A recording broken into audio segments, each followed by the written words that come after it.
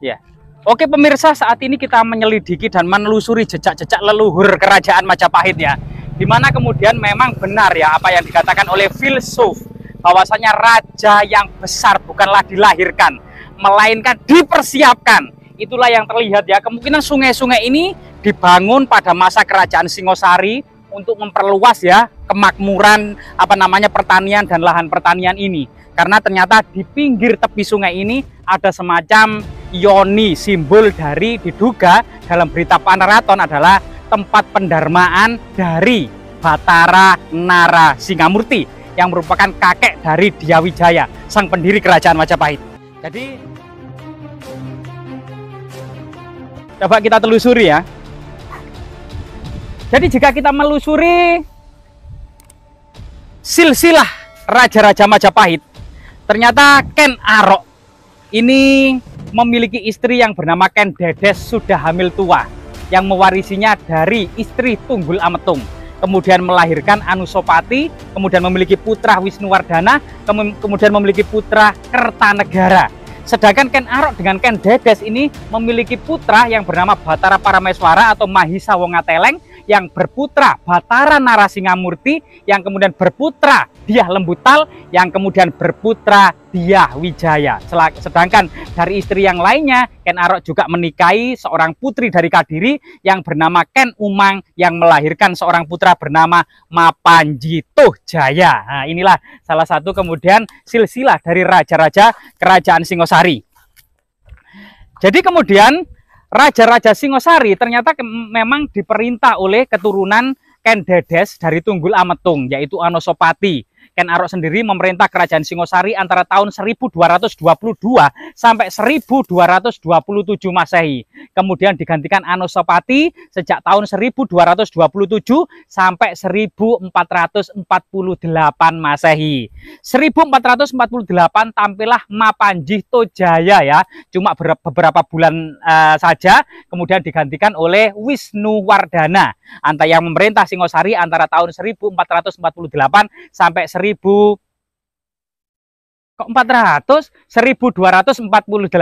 sampai 1268. Nah, inilah kemudian digantikan oleh Kertanegara tahun 1268 sampai 1292. Kemudian terjadilah pemberontakan Jayakatwang ya, yang diduga Jayakatwang ini masih kemudian kerabat dan keturunan Mapanjito Jaya. Nah, ini di pinggiran sungai yang diduga yang sudah kemudian beberapa ulang diperbaiki ya, diduga diperbaiki masa kolonial, kemudian masa Indonesia sudah merdeka ini diperbaiki lagi. Sungai-sungai irigasi ini yang mengalir dari Kali Boro ya, ini kemudian mengalir di sebelah timur dari istana kerajaan Majapahit yang ada di Trowulan. Ada sebagian yang terus ke arah utara, ada sebagian yang ke arah istana kerajaan Majapahit yang ada di Trowulan. Jadi sungai-sungai ini dahulunya memang sangat penting sekali bagi kemudian kelangsungan hidup para warga kota dan ibu kota istana kerajaan Majapahit.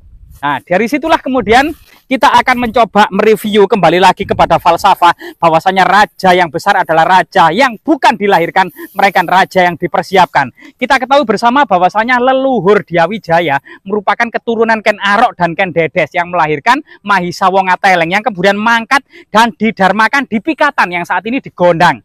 Kemudian berputra Batara Narasingamurti ya, yang kemudian Batara Narasingamurti yang merupakan kakek dari Dyawijaya ini kemudian ketika mangkat dan didharmakan di Kumitir yang saat ini di Jatirejo Mojokerto. Nah, ini juga kemudian memiliki ayah yang bernama Dyah Lembutal yang kemudian mangkat dan didharmakan di Mireng ya, Megalo, Jombang. Jadi yang ternyata pada tahun-tahun berikutnya Jombang dan Mojokerto ini menjadi telatah Wilwatikta atau yang dinamakan dengan Majapahit yang dipimpin oleh Dyawijaya.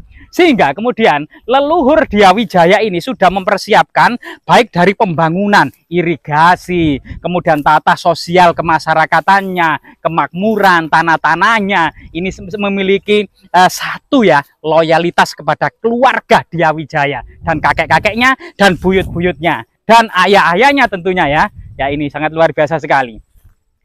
Yoni sendiri adalah merupakan lambang dari Parwati yang berpasangan dengan Lingga, yaitu lambang Dewa Siwa. Pasangan dari Lingga Yoni yang disembah sebagai seorang Dewa Siwa ya, dan Parwati ini juga disembah sebagai lambang kesuburan yang identik dengan kemudian kelangsungan masyarakat ya. Kesuburan itu juga artinya memiliki banyak anak, itu kesuburan karena memang masyarakat Jawa itu berkembang seiring dengan tumbuhnya padi. Yang semakin banyak lahan pertanian membutuhkan SDM atau anak-anak, semakin banyak anak-anak yang diberi makan semakin banyak pula kemudian kemakmuran yang dihasilkan dari pertanian. Nah ini. Jadi di bawah pohon waru ya, beberapa pohon beringin yang masih kecil ini, ternyata lokasi ini terawat.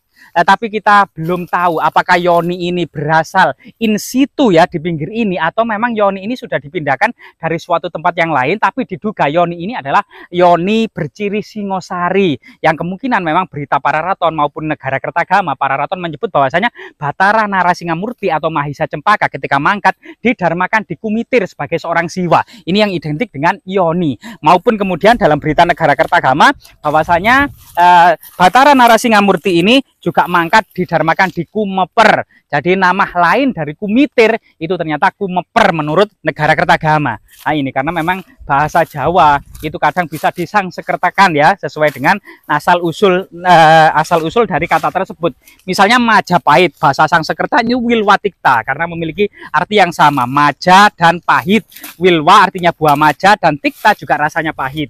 Termasuk kemudian di Jawa Barat ada juga Majalengka. Nah, Majalengka itu juga artinya maja pahit, yaitu maja yang lengka, maja yang berasal yang rasanya pahit.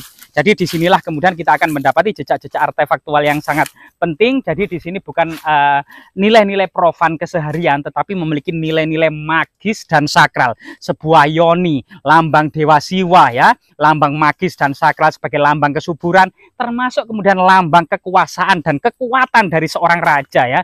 Jadi rahayu, rahayu, rahayu, rahayu.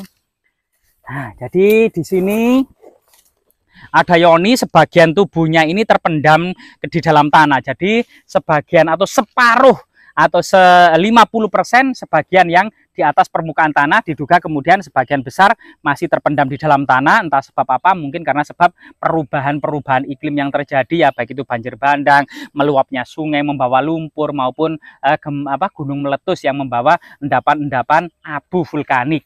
Ada juga di sampingnya ini ada fragmen pipisan kuno ya, pipisan kuno. Diduga memang pipisan kuno ini adalah alat-alat pada masa kerajaan Majapahit atau kerajaan Singosari ya. Jadi ini sebuah yoni, akan terlihat cerat yoni untuk mengalirkan ya susu atau madu dalam sebuah pemujaan bersama bunga-bunga. Ini adalah sebuah kotak ya untuk menancapkan lingga. Lingga sendiri memang bagian dasar itu kotak ya, berbentuk segi 4 yang dikenal dengan Brahma Baga, yang bagian tengah berbentuk segi 8 yang dikenal dengan Wisnu Baga, dan yang bagian puncak berbentuk silindris gitu ya, atau bulat atau seperti bola, itu merupakan lambang 1000 penglihatan Dewa Siwa yang dikenal dengan Siwa Baga. Jadi kemudian pasangan lingga yoni inilah yang kemudian dahulunya ada di sini. Diduga memang lingga yoni tanpa cerat naga raja ini memang keluarga Diyawijaya gitu ya. Itu memang tidak menjadi, sebenarnya bukanlah Sri Maharaja pada masa kerajaan Majapahit, melainkan raja-raja daerah atau kemudian pendamping dari Raja Singosari ya. Misalnya saja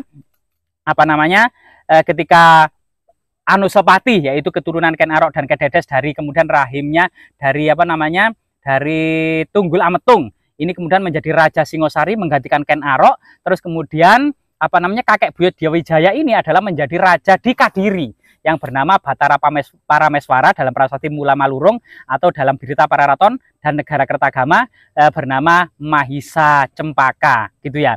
Kemudian juga Bathara Narasingamurti ini memerintah Singosari bersama Wisnuwardana. Raja Wisnuwardana berkedudukan Singosari, namun Bathara